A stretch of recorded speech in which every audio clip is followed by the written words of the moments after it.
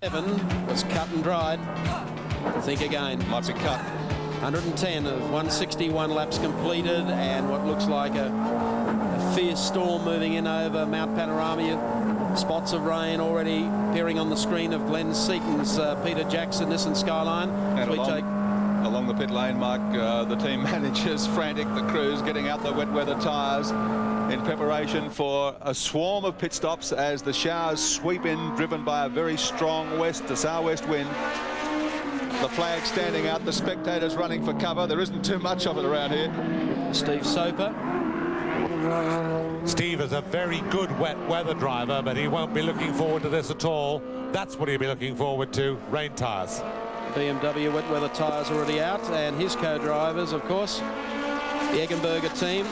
Just a section of the huge crowd here on the mountain today. So for some of the Texaco Sierra drivers, or two in particular, they could have a very wet class. There is just nowhere on top of the mountain, or indeed in some of the areas here at the bottom of Conrod Strait. Look at that, it's really starting to get quite heavy. Certainly is. They're making the run down through Caltex Chase now to the left-hander. You can expect to see an absolute belt in here to the pits by all of the leading cars. There's not too many of them will want to stay out on this circuit. Maybe on some of the more forgiving racetracks you would stay out on dry rubber, on slicks. But our race leader Soper's going to go again. So indeed is the Peter Brock car with David Parsons at the wheel. And look, this is the race cam, and that car starting to slip slide very badly. It's sideways coming out of there, almost got the tail on the wall. I bet she doesn't go another lap. No, if it looks simple at home, when we take outside shots of the cars, it really gives you a whole new dimension when we take the race cam to show you how hard the driver is working behind the wheel just to try and keep that car straight. Just look at the way this is wobbling around, coming up on the BMW M3. Absolutely no heroics over this part of the racetrack. Seton's game, isn't he? I hope he doesn't overdo it. That was the 41 car with Juan Manuel Fangio behind the wheel, and Seton now coming up on the Nissan Gazelle, giving it to go by very short order.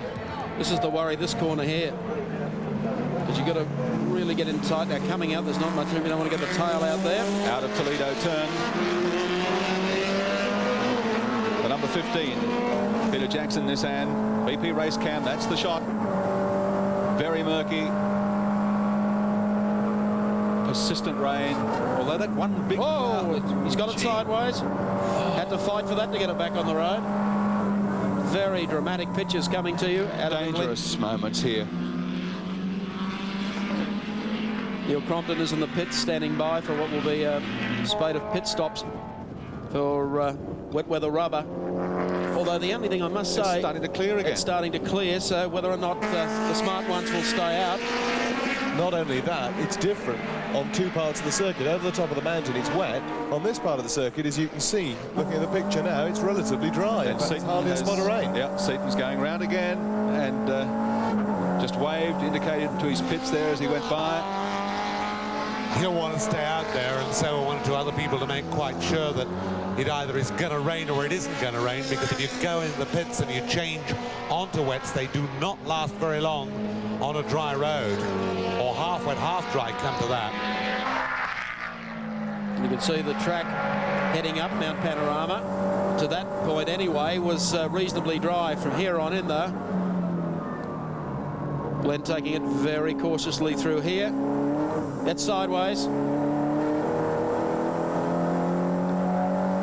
Now, if he's having problem with the turbo Nissan, you can imagine the strife that Steve Soper is having with wheel spin in the Sierra. Every time they change gear. Oh, goodness. Oh. I used to drive a go-kart. He's as safe as the Bank of England. Well, I hope you're right. He's one of the good old boys from karting, Glen. Hope you're right for I'm not going to put Gibson's sake. Oh, don't prove me wrong, Glen.